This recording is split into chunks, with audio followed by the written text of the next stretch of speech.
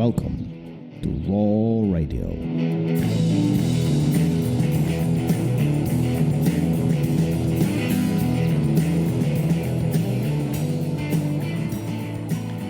And we're live. And we're live. We're not, though, really, if you think about it. But that's okay. Nobody needs to know. Hey, They know now. they do. They I think they know now. probably They'll find know. out. I don't know how many live podcasts there are. Before we get started, though, I got to bring something up. Oh, boy. Hold on. Let me mute you for a second because I have a feeling this will have impact on my image. No.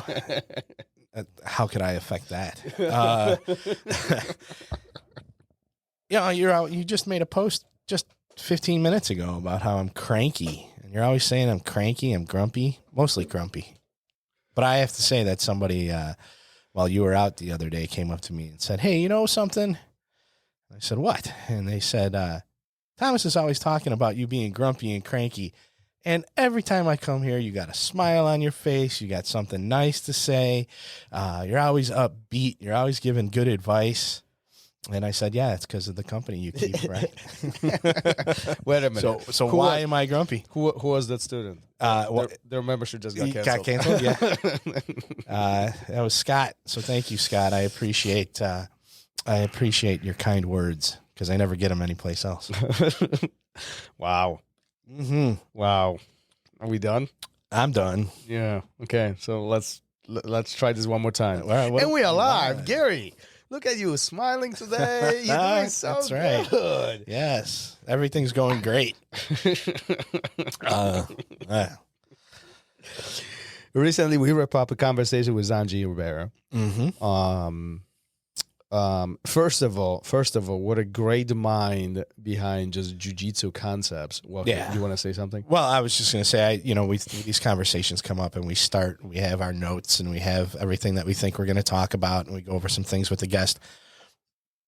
And then sometimes they just start going and there's like this stream of consciousness and that the direction this episode took was not the way I thought it was going to go at all, especially with the little bit of crosstalk we had before we started recording. Yeah.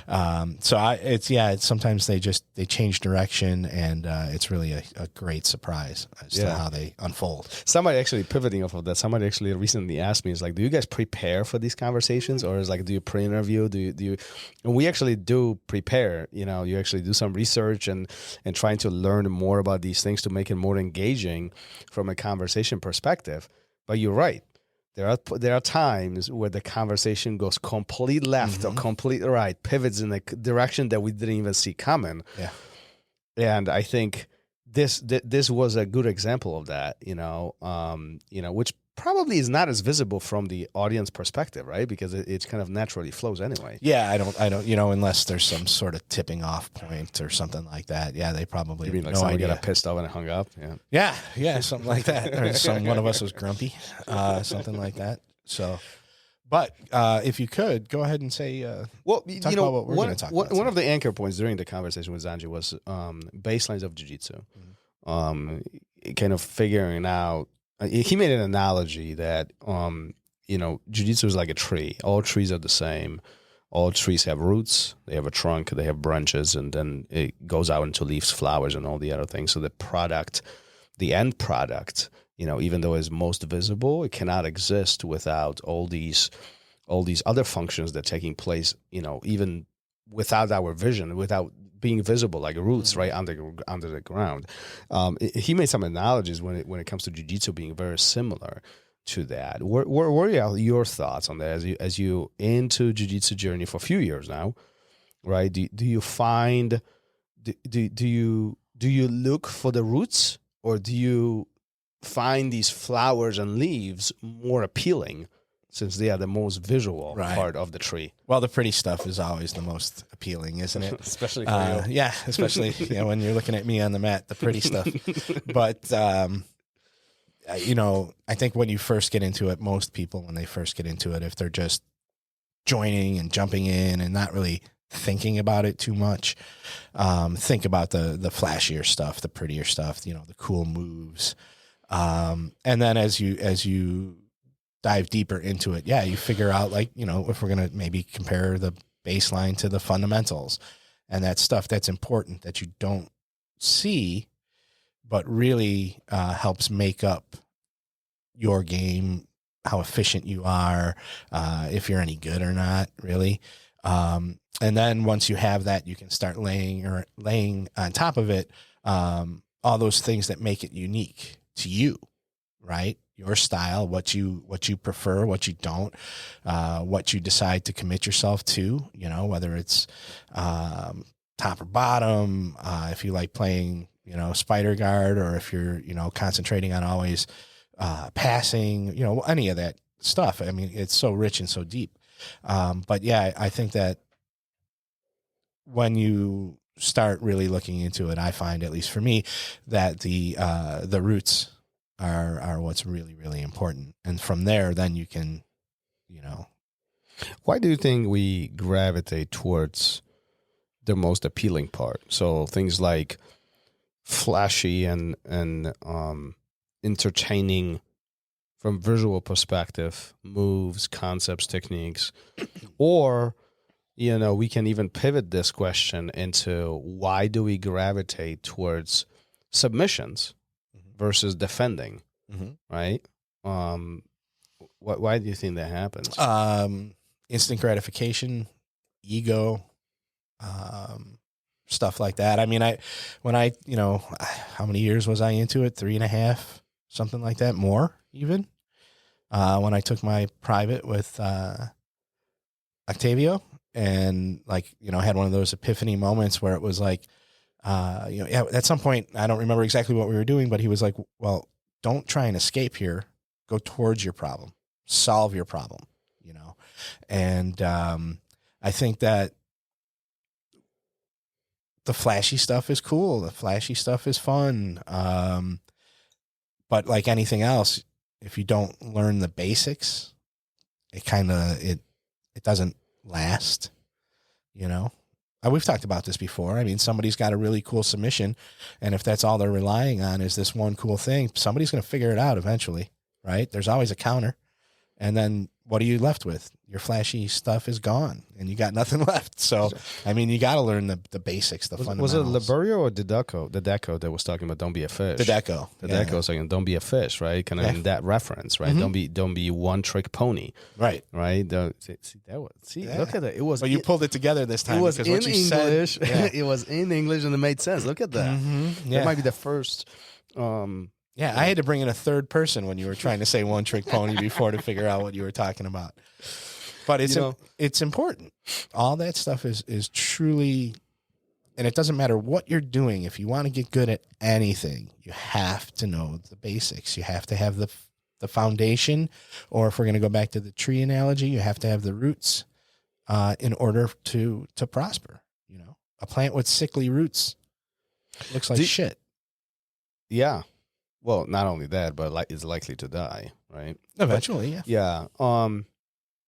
Do you think that's why a lot of the old school jiu-jitsu instructors teach fundamental concepts, fundamental techniques versus really venturing out into these more elaborate, new age techniques and you know? Yeah, but I think it also. Let's be honest for a second. All these fancy stuff, it works. Like it's not that it sucks and you shouldn't be doing it, but it just, there is a time for it. There is a right time to explore the more complex and advanced concepts and techniques.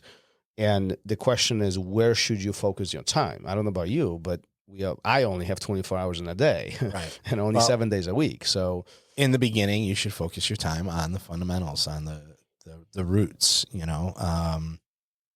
And then as you develop, once you learn all that stuff and you've got a good grasp of it, then you can start expanding and being fancy. And I think, to get back to what you were saying about the old school guys, I think they have a different approach to jiu-jitsu. They're coming from it from a more self-defense aspect of it, I think, from the conversations we've had. Whereas somebody who is, let's say, 28 years old, and they've got their, you know, a 28-year-old black belt today is probably a lot different than a 28-year-old black belt in 1997. And why is that? Because of the trajectories that they're taking. One is self-defense. One is maybe no holds barred fighting, and the other is sport, more likely than not. And I think that the old school guys just have that old school approach of you need to learn the basics, otherwise you're going to get hurt, you know, where in sport, if you don't know the basics, you can tap. It's just a different approach. It's a different philosophy. And obviously, you know, you weren't getting everything dislocated and choked unconscious in the old days.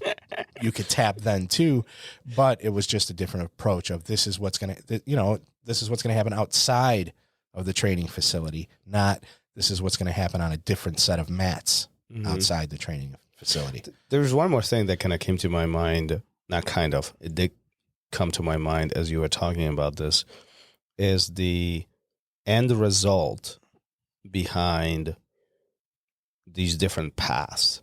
And what I mean by this is, let's just, focus on, let's just say we focus on submissions versus defending, right? Submissions, often gives us this instant result. There is an end to it. There is you won. You achieve your goal. Here's your trophy. Here's your medal. Whatever the case might be. Versus behind these grinding escapes, which often are found as a core and as a foundation of what jiu-jitsu is, defending and escaping.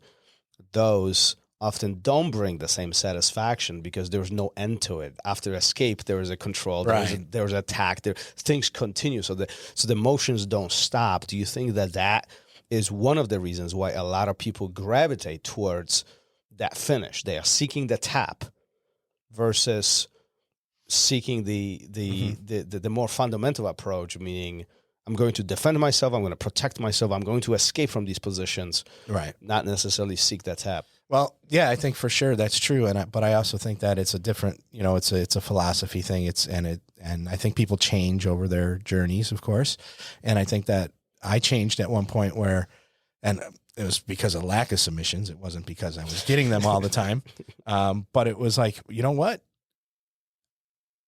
having somebody under me for the last, whatever, they passed my guard, I escaped, I got the side, and the rest of the round they couldn't do anything. Even though I didn't submit them, for 3 minutes, they couldn't escape from underneath me.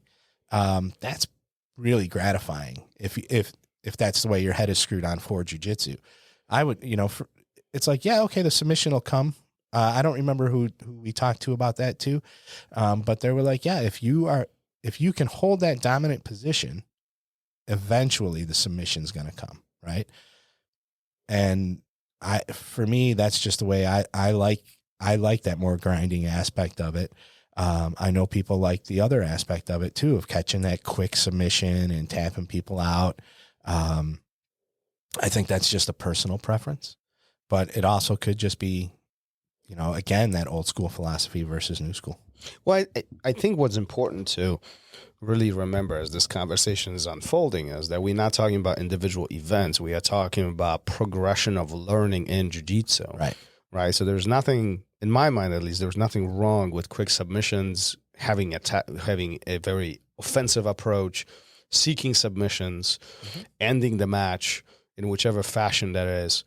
But when it comes to long-term learning process of jiu-jitsu, focusing on defending and escaping will likely take you further with a higher success versus you focusing on the offensive approach in the very beginning of that journey, right? And that's kind of the reference of what Xande was talking about, reference of that tree, establish your roots, get the trunk of the tree very thick and stable so the branches can be healthy and they can grow and display, those leaves and flowers and so on, make it very visually appealing at the end. All that takes a lot of time, a lot of effort, a lot of nurturing, right? A lot of practice, a lot of patience, and I think was the hardest part, and we've talked about it a million times already, it's very difficult to measure. So the progression as it's all unfolding, it's really challenging for individual students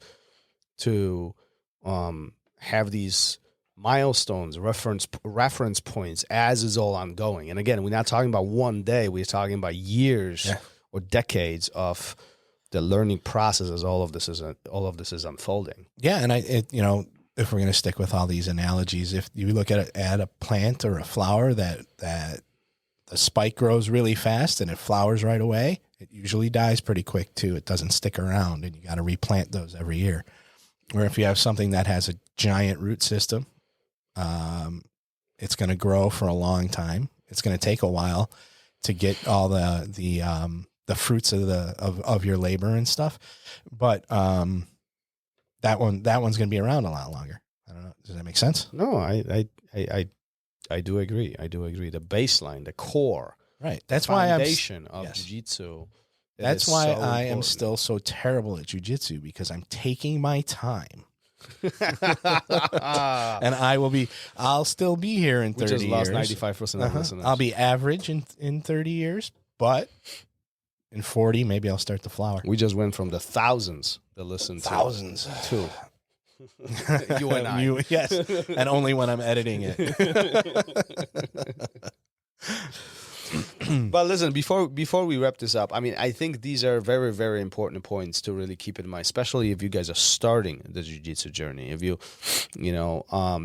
when you just exploring all of this, especially in today's world where electronic devices are so accessible, we have everything on our fingertips. It is very easy to get distracted with the things that appear on our screens, and not always, and frequently, unfortunately, it's not part of the core and foundation of jiu-jitsu. Those are the flashy, those are the entertaining things.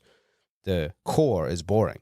Way back in the day when I trained with Carlson Gracie Sr. In Chicago, way back in the day, we literally learned 10 things.